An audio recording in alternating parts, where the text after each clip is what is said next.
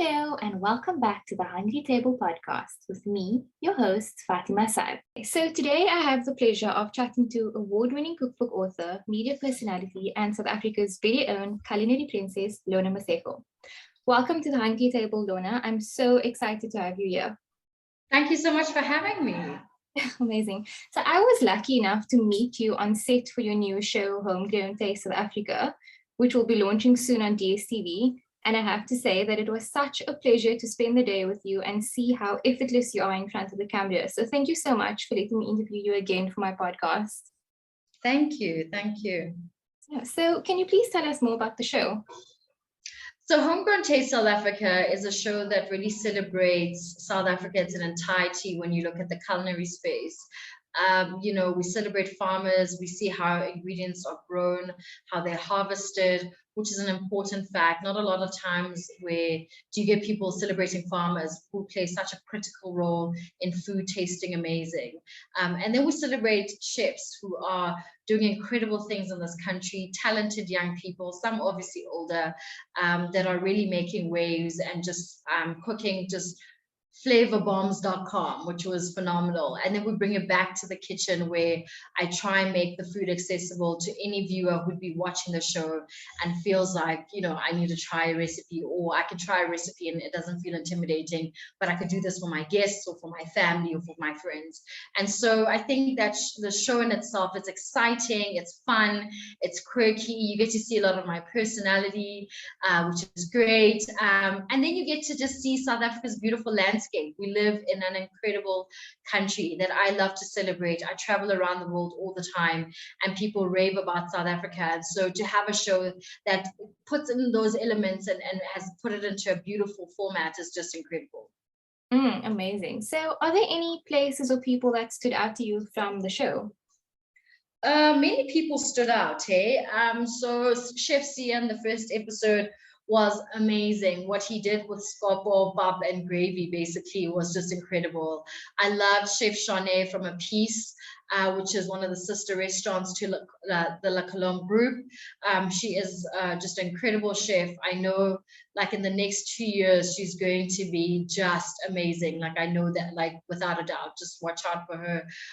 There's a chef who was at Paternoster Oop, which is the sister restaurant to Wolf Hut as well, was amazing. It was just incredible to cook with them. They did amazing things. And then there was a young chef, Chef Roger, who's also very classically trained, very like quiet and shy, but like also just passionate about food. Like one thing about chefs is that they're going to put their emotions in a plate and you see it, and it's love on a plate, and it was absolutely incredible. So there are many people that I interacted with on the show that I absolutely loved, and they make me proud to be South African.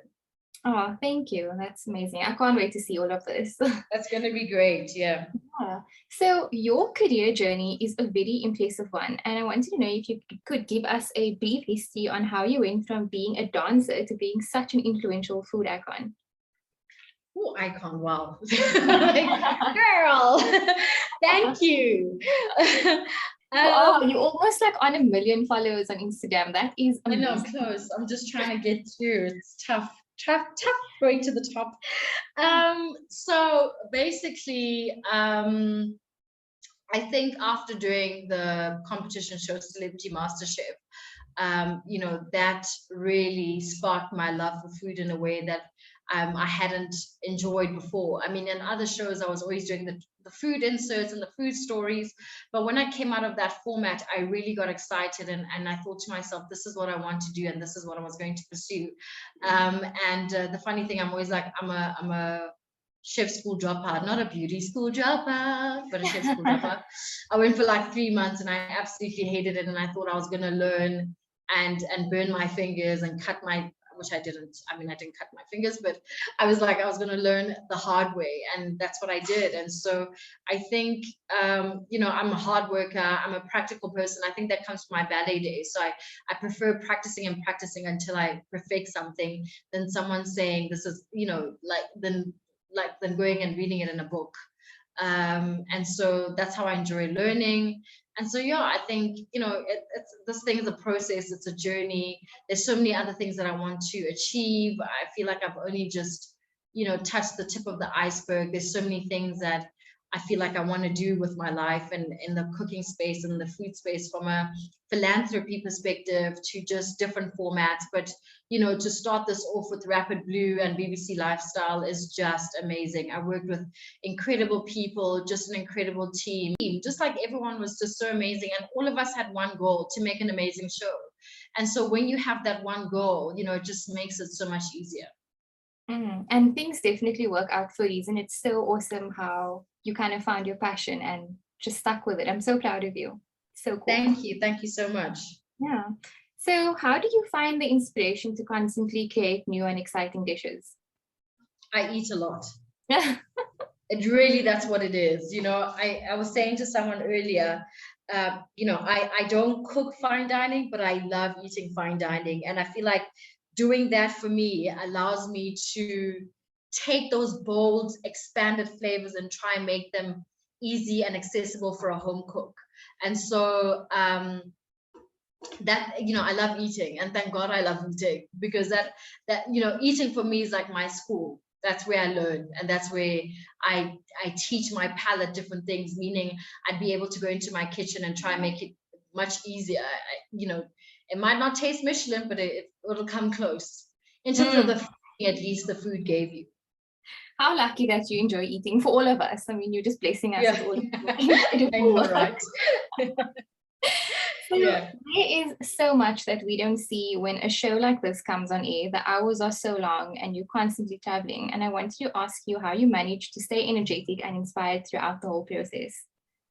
Besides the fact that I gained about 6 kilos, I was eating, like I was watching the show and I'm like, my weight gain from the minute I started episode 1 to like 10 is quite vast. I'm like, oh my God, that is a perky ass. It wasn't like that. That's before. How we know. Yeah, that's how we know it's true and that you actually ate the food. Yeah, exactly.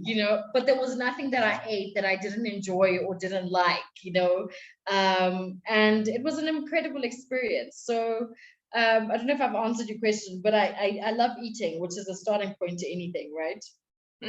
That's true. And I mean, eating gives you energy also, so that's great. Absolutely. And also, I think when you're doing what you love, you kind of let go of the feeling of I'm tired, because you have a bigger goal. You know that you want to produce a great show. You know that it's not just about you, but there's there are people that have worked tirelessly to give you the best that they can on their end, and so come to the party as well. Exactly. Yeah. So it's no surprise that you are always busy and on the go. So what do you do to unwind after a long day, or is there anything you do to kind of support your mental health? I see a therapist. I think it's important. I've got a very good therapist. I see a therapist. I love going to gym. I've just started Pilates, just also for back rehabilitation. I also just love lounging around and watching television and not thinking. So those are just some of the things I enjoy doing. Awesome. What advice would you give to your younger self? I would say don't analyze everything. If you don't know what's going to happen in the future, don't try to predict it. Take it one step at a time. I still do this to this day, try to figure out what's going to happen 17 days from now. But it's just about, be calm, trust God, continue to trust God. And it's going to be a great ride. Just stop analyzing things too much. Yeah, that's good advice that we could all use. So thank you. Yeah.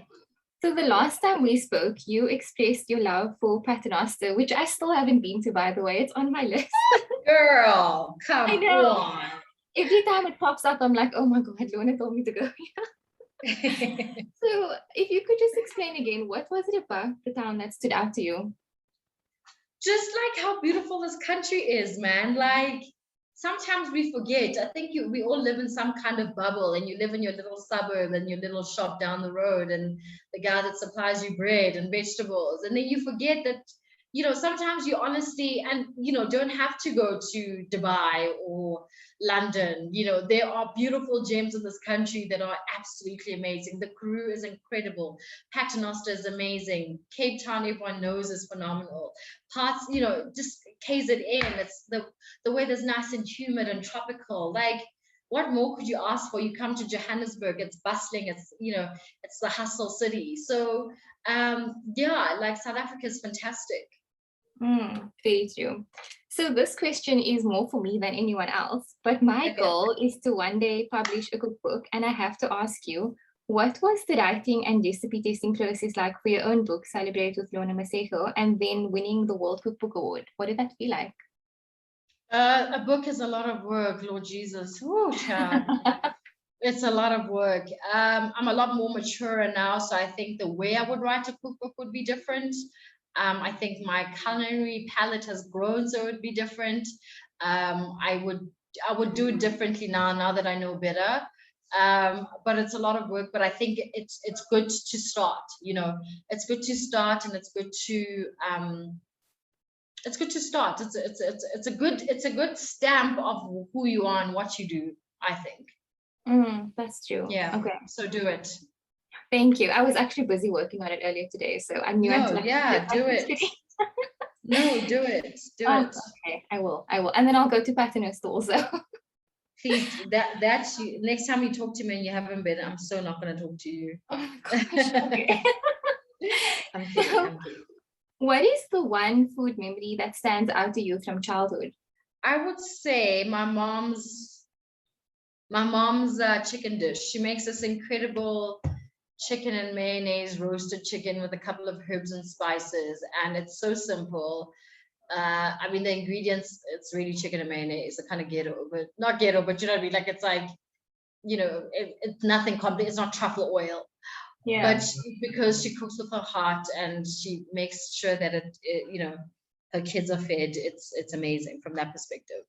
And then can you tell me about that story from when you were doing ballet and the only thing you guys ate was McDonald's? Because I just love it. Oh, so what happened was we were doing a competition in Switzerland in Lausanne, and in the competition we were eating downstairs at the hotel, and they'd obviously have like grilled chicken, broccoli, you know, like the really boring, disgusting food. And like we would go to McDonald's all the time. And so when we got eliminated from the competition, we were crying and we're watching French films, eating McDonald's and like strawberry milkshakes, like literally crying, not understanding a thing that these movies were saying. Comfort food. So today, what does comfort food mean to you? Comfort food today means, sure, I would say homely, I would say hugs, I would say love, I would say peace, I would say joy, all the things that I love that just give me absolute joy and peace and happiness. So when you say that, is there any meal that comes to mind? Sure, so many things. I love eating anything, you know, like I love exploring. I love exploring with food, which I think makes things so much easier, you know.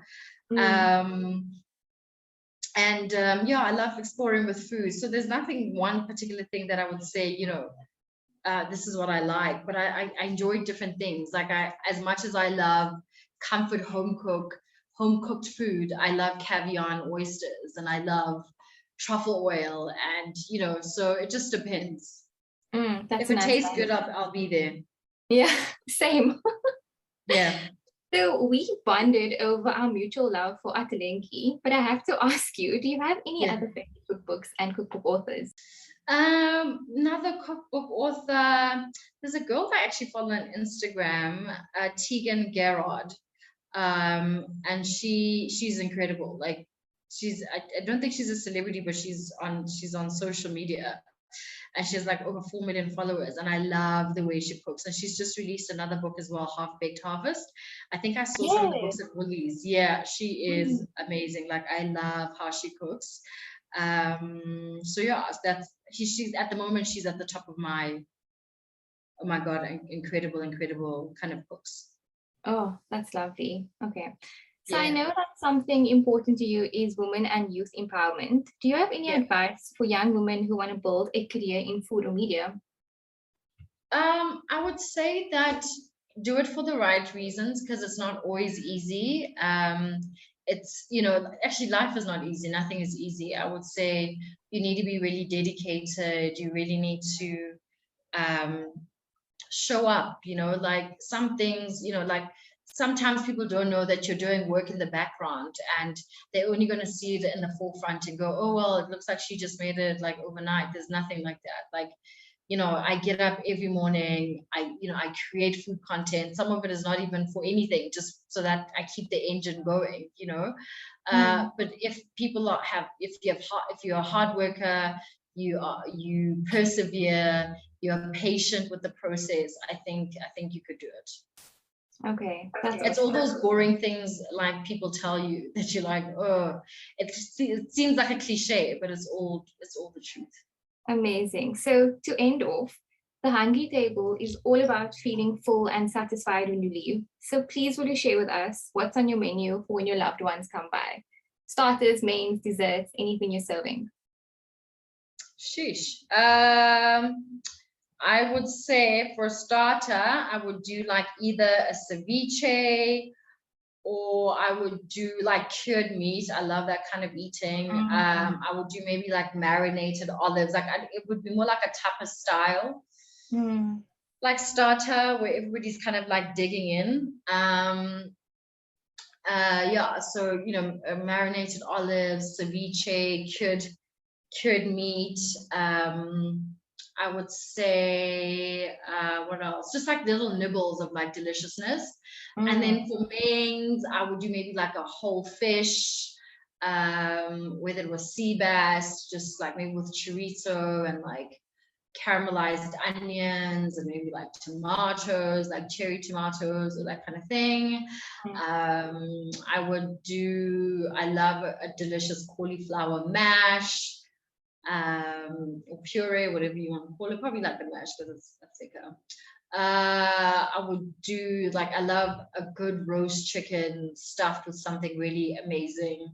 I generally like to eat like varieties of things. Like I don't like to have just if I was hosting dinner, it wouldn't be just like one thing. I wouldn't just give you fish. I'd probably give you like fish, chicken, and like a red meat of sort. I love lamb, and I make this amazing stuffed lamb with like a biltong chili jam, which is out of this world. It's incredible. Yeah, it's delicious.